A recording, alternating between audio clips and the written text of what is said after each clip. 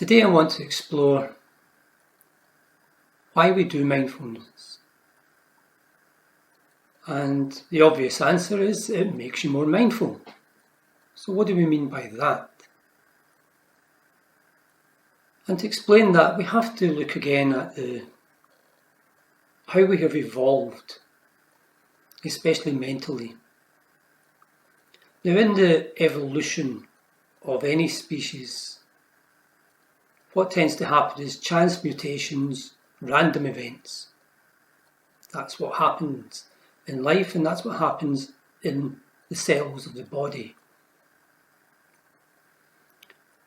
And what works for life is survival.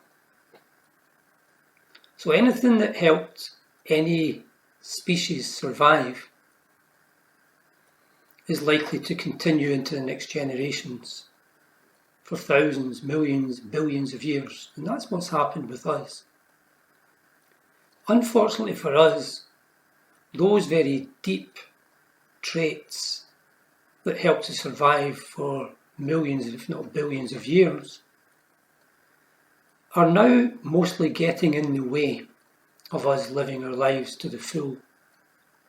So things like anger, violence, depression, overreacting, getting down, getting worried, anxious. Those kind of things at some point in our distant past helped us on a day-to-day basis survive. But now what they do is they plague us. And this is the dominant feature of a human being's mind. There's a negativity bias of about 3 to 1. So for every 4 thoughts we have, 3 of them are negative, on average. So some people will be double that, some people will be lucky and be maybe 50-50.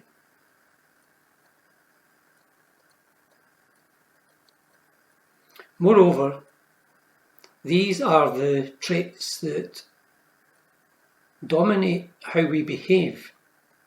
So it's not just that anger appears, anger makes us say or do something. It's the same with feeling down, makes us say or do something, including being too down to do anything. But we do have another evolved part of the brain that influences how we feel, how we think, and how we behave. And that's a part of the brain called the neocortex. Now, it's a lot gentler. It's a lot more methodical.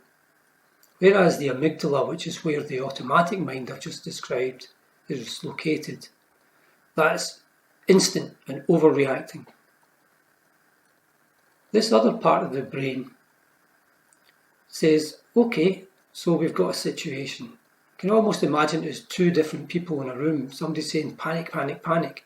The other person saying, well, slow down a wee bit, let's look at this. Okay, so we've got a problem. Who else needs to be involved in thinking about this? What are the options? What can we do? How would each affect other people? How would they affect me? How would they affect you? But let's look at this constructively, make sure we do what's right for everyone, and let's just go about doing it the best we can. And let's keep it all in proportion. So that's essentially the 2 versions of us that can influence how we feel about being alive and how we respond to any situation, moment by moment by moment. And why we do mindfulness is to build up, if you like, the muscle or the mental skill of this mindful perspective. The taking our time, thinking about things properly, making the decisions for the good of all as best we can, rather than just knee-jerk reacting and overreacting, usually to negative effect. And the way we have to build this up is through practice, which we'll discuss in more detail in the next session. But we do mindfulness in order to be happy or happier in our lives. When our life is dominated by automatic reactions, our everyday life is a bit like a yo-yo. One moment up, one moment down, one moment up, one moment down. And progressively over the years, these negative traits tend to become habits. So they become recurring. They tend to be how we see the world.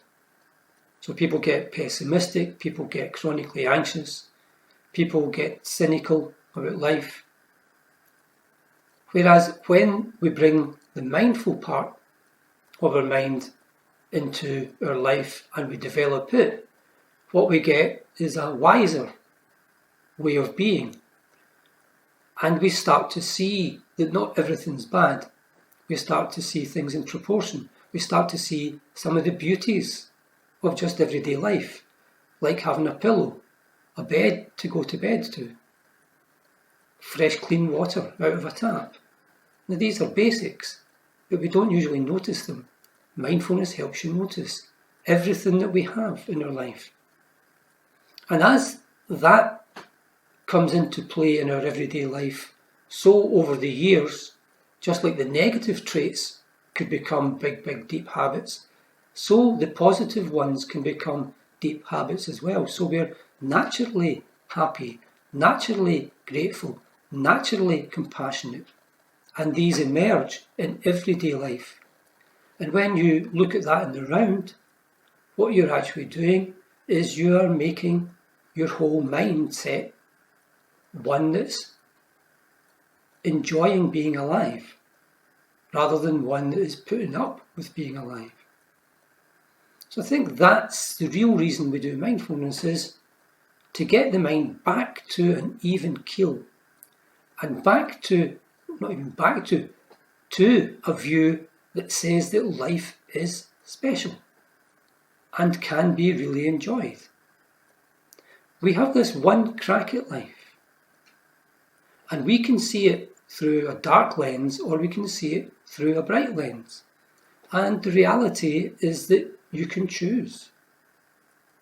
And I think wise people choose to build up the skill of mindfulness in order to view life as really special and beautiful. So I hope you found that useful and instructive as a background to why we do mindfulness.